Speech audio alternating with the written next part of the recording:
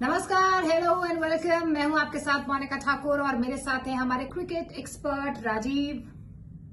Hats off to you. देखो आज matching भी हम लोग हैं व्हाइट, लेकिन टीम ब्लू के बारे में बात करने वाले हैं क्योंकि जिम्बाब्वे की 3 मैचेस की जो T20 सीरीज है उसके लिए टीम इंडिया का ऐलान हो गया है। बहुत सारे बदलाव हमने देख रहे हैं इस स्क्वाड में। सबसे बड़ा झटका तो संजू सैमसन वाला है। 4 नए पेसर्स ऐड किए गए हैं। अच्छा, रिंकू सिंह की भी वापसी हो रही है, लेकिन सबसे शॉकिंग मुझे लग रहा है वो संजू सैमसन है। आपको क्या लगता है? क्यों भाई 3 ही मैचों के बाद अब डिसाइड कर लोगे क्या?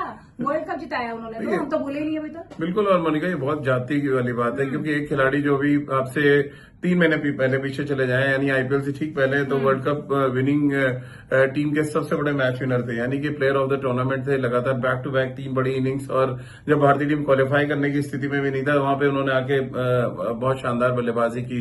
सडनली पहले आयरलैंड आते हैं, 2 मैचेस में रन नहीं बनते, फिर इंग्लैंड आते हैं, 1 मैच फेल हो जाते हैं, और अगले मैच में वैभव सूर्यवंशी का डेब्यू हो जाता है मैनचेस्टर में। ड्रॉप कौन होता है? वहां ड्रॉप होता है संजू सैमसन। हालांकि वहां और भी ऑप्शंस थे जहां पे आप संजू को फिट इन कर सकते थे, और हमेशा क्या कहा जाता है कि अच्छे खिलाड़ियों को आपको जगह बनानी पड़ती है। ऐसा नहीं है कि वो जगह होती है 11 में और आप आएंगे और जगह बन जाएगी। तो या तो जैसे संजू ने 9 खेला कि 700 रन बना दिए, मजबूर कर दिया सिलेक्टर्स को, टीम मैनेजमेंट को कि आप ले आए, ठीक उसी तरह संजू के लिए आपको जगह बनानी पड़ेगी क्योंकि उन्होंने पास्ट में इतना अच्छा किया है और उनके कंट्रीब्यूशन को हम कैसे भूल सकते हैं। लेकिन हम बहुत शॉर्ट टर्म मेमोरी वाले हम लोग हैं। पहले Surya Kumar Yadav as a captain sack किए जाते हैं, या फिर उनकी टीम में जगह बनती थी एज अ बैट्समैन, लेकिन टीम में नहीं रखा गया। अब संजू के साथ ये हो गया। मैं तो इस बात के लिए हैरान हूं। चलिए ठीक है, इंग्लैंड में आपने ड्रॉप कर दिया, कोई बात नहीं, इतने खराब नहीं हो गए थे कि आप जिम्बाब्वे दौरे पे ना ले जाएं। पूरी की पूरी बैटिंग लाइनअप वही जा रही है, सिर्फ एक रिंकू सिंह की इंक्लूजन है वहां पे। अदरवाइज वही अभिषेक शर्मा है, वही श्रेयस अय्यर है। रिंकू इसमें इंग्लैंड में होना चाहिए था उनका। मैं अगर सिलेक्शन कमेटी में हूं तो मैं तिलक वर्मा को कभी T20 में नहीं रखूंगा, मैं रिंकू सिंह को लाऊंगा, क्योंकि जिस नंबर पे तिलक बैटिंग करते हैं वहां स्ट्राइक रेट आपको चाहिए 180-200 का। तिलक वर्मा इतना खुल के वो खेल भी नहीं रहे ना, उनका इतना अच्छा टच नजर आ रहा है। तो ये एक मुझे लग रहा है इस सिलेक्शन की इसलिए बहुत दिनों तक चर्चा भी होगी कि एक ऐसे खिलाड़ी को सिर्फ 3 मैच खिला के आपने ड्रॉप कर दिया।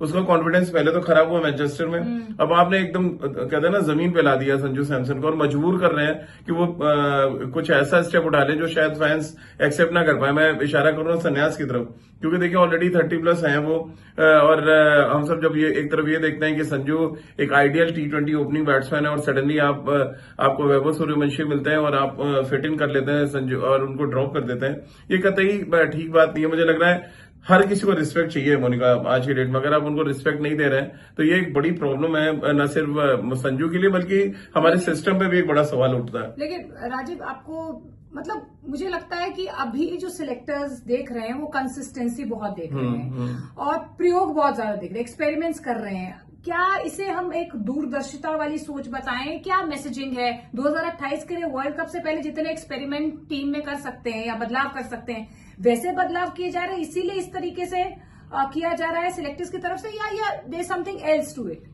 देखिए जब कर रहे हैं तो अगर आप एक्सपेरिमेंट कर भी रहे हैं तो रोटेशन फिर हर खिलाड़ी के लिए होना चाहिए ना। कहते हैं ना सॉफ्ट टारगेट संजू सैमसन हर बार हो जाते हैं। आपको याद होगा जब T20 वर्ल्ड कप से पहले संजू को ओपनिंग से ड्रॉप किया गया एशिया कप में, सडनली उनको फिर प्लेइंग 11 में से बाहर किया गया और फिर शुभमन गिल को फिट इन करने की कोशिश की गई।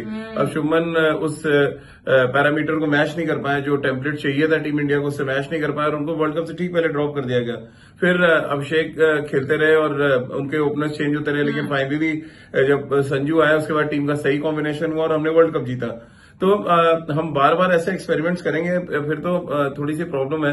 2028 तक देखिए संजू खेल सकते हैं, ऐसा नहीं है 2028 से खेल नहीं सकते हैं। जब 40 साल के एज में हम रोहित शर्मा को देख रहे खेलते और वो वर्ल्ड कप की तैयारी कर रहे हैं, तो अभी तो उनसे 4-5 साल संजू छोटे हैं। तो एज कोई क्राइटेरिया नहीं है, जो अच्छा स्किल में यहाँ तो यही नजर आ रहा है। नहीं है, मुझे लग रहा है अच्छा स्किल, और जो आपने एक बात कही कंसिस्टेंट ना होना, वो एक बड़ी परेशानी है। देखिए टू बी वेरी ऑनेस्ट, हम लोग यहाँ एनालिसिस करने इसलिए बैठे हैं कि संजू के साथ जाती तो ही है साथ में, बट उनको अपने खेल पे भी थोड़ा काम करना पड़ेगा, क्योंकि एक 50 रन की इनिंग, एक 100 रन की इनिंग, फिर 10 इनिंग फेल, आज के दौर में जब इतने ज्यादा टैलेंट हमारे पास अवेलेबल है तो फिर आप गुंजाइश इस बात की नहीं रहती, आपको हर मैच में कंसिस्टेंटली रन बनाना पड़ेगा। तो फिर अक्षर पटेल का भी ऐसे ही है, मतलब एक्सपीरियंस ऑलराउंडर्स के लिए अब जगह नहीं है अगर आप कंसिस्टेंट नहीं है। देखिए ये भी एक और बड़ा डिसीजन है जो सिलेक्शन कमेटी ने लिया, हर्ष दुबे को उनकी जगह लाया गया। Exactly. बहुत अच्छे बॉलर हैं वो, सनराइजर्स के लिए बहुत अच्छी गेंदबाजी भी कर रहे थे, एक अच्छे ऑलराउंडर है, विदर्भा के लिए खेलते हैं, प्रॉमिसिंग है। और मुझे लग रहा है ये जो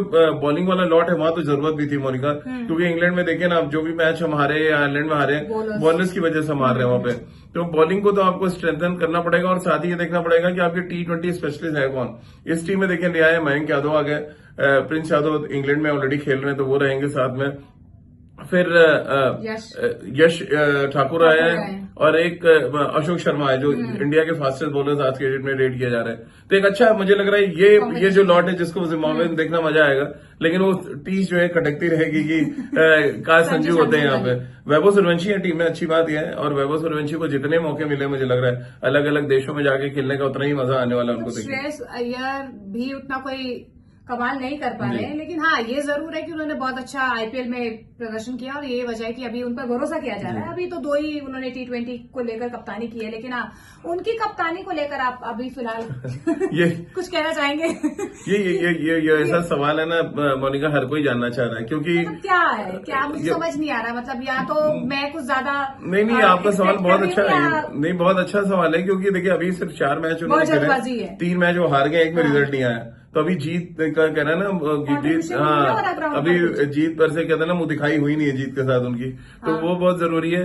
थोड़े देखिए थोड़े से रस्टीनेस होता है ना, एक कहीं नई जगह जाते हैं तो थोड़ा सा कॉशियस अप्रोच होता है। एक तो डायरेक्ट पैराशूट से एंट्री हुई पहले उनकी टीम में, फिर सीधे कैप्टन बना दिए गए, तो कई चीजें एक साथ मिक्सअप हो गई। और फिर गौतम गंभीर है साथ में, जिनके साथ उनका बहुत अच्छा बॉन्ड नहीं था जब वो कोलकाता के लिए खेल रहे थे, तो कई चीजें हैं उनको ठीक करना पड़ेगा। बट ये है कि जिम्बाब्वे दौरे आते थे कभी, देखिए इंग्लैंड में आपको 3 मैचेस और खेलने हैं, फिर उसके बाद जिम्बाब्वे जा रहे हैं, तो मुझे लग रहा है इनको श्रेयस को एक लॉन्ग रन मिलना चाहिए मोनिका, ताकि एज अ कैप्टन वो थोड़ा और कहते हैं ना पॉलिश हो सके।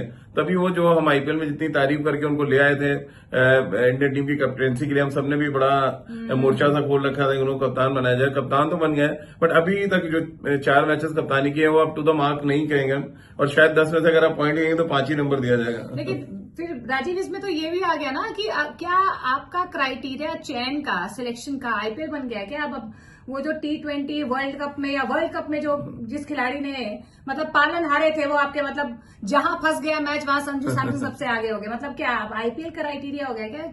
नहीं अब देखिए दिक्कत क्या है, आप T20 टीम आईपीएल से बनाए कोई दिक्कत नहीं है। हमारे यहाँ प्रॉब्लम क्या है, हम जो आईपीएल से टेस्ट की टीम भी बना लेते हैं, ओडीआई भी बना लेते हैं, जो नहीं होना चाहिए। T20 की तो ठीक है, आपका सबसे बड़ा टूर्नामेंट है वर्ल्ड का, तो आप उससे टीम बनाने से कोई हर्ज नहीं है, और उसमें जो अच्छा करते हैं उनको आपने जगह दी, ये भी अच्छी बात है।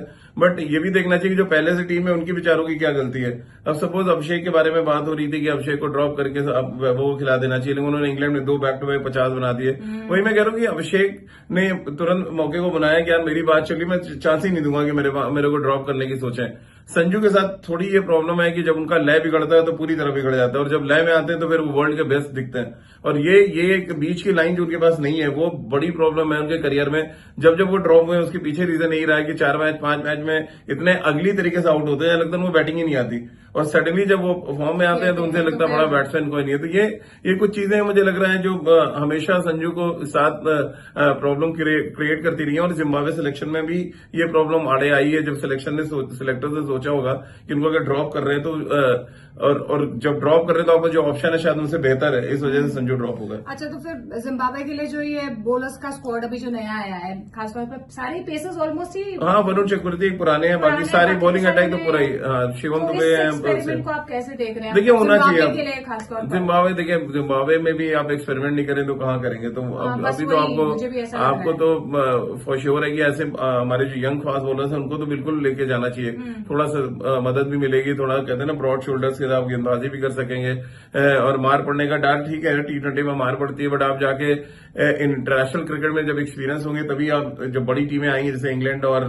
ऑस्ट्रेलिया के अगेंस्ट, तब आप अच्छा कर पाएंगे। तो ये एक्सपीरियंस देना बहुत जरूरी था, और मुझे लग रहा है बहुत अच्छा इनिशिएटिव लिया है सिलेक्शन कमेटी ने इस मुद्दे को लेकर। देखिए, एक तरफ क्रिटिसाइज हम कर सकते हैं, संजू वाला मसला हो या तिलक को जिस तरह से हम बैक किए जा रहे हैं, बट अच्छी बात है कि रिंकू को हम लेके आए वापस। हमारे फास्ट बॉलर्स जितने नए हैं, जो सारे ब्राइट बॉलर्स हैं, वो आए हैं। और कहीं ना कहीं एक पूल आपको बनाने की कोशिश जो आप कह रही थी वो बहुत अच्छा, 2028 वाला हाँ, मुझे ऐसा लग रहा है कि 20-22 लोगों का हाँ। पूल बना रहे हैं। और मे भी संजू से बात भी की हो सिलेक्शन कमेटी ने कि हम आपको इस दौरे पे नहीं ले जा रहे, हम आपको रिस्क दे रहे हैं, बट आप हमारी स्कीम ऑफ थिंग्स में हैं और हम आपको लेके जाएंगे। हाँ, मुझे भी ऐसा लग रहा है और ऐसा होना भी चाहिए बिल्कुल होना चाहिए। कि हाँ, अगर 2028 को लेकर कुछ ऐसी तैयारी है कि पहले एक्सपेरिमेंट सारे कर लो। अब जिम्बाब्वे के साथ कर लो, फिर आयरलैंड के साथ करो, इंग्लैंड के साथ करो, जितने भी यंग प्लेयर्स हैं, किस तरीके का कॉम्बिनेशन बैठ सकता है, शायद वाकई में ही ये परिस्थिति हो। लेकिन यहाँ से एक सवाल जरूर ये खड़ा होता है, जैसे मैंने पहले भी कहा कि क्या वाकई में जो एक्सपीरियंस प्लेयर्स हैं उनके लिए किसी तरीके का एक मैसेज भी है, खासतौर पर कंसिस्टेंसी को लेकर, अगर मैं बस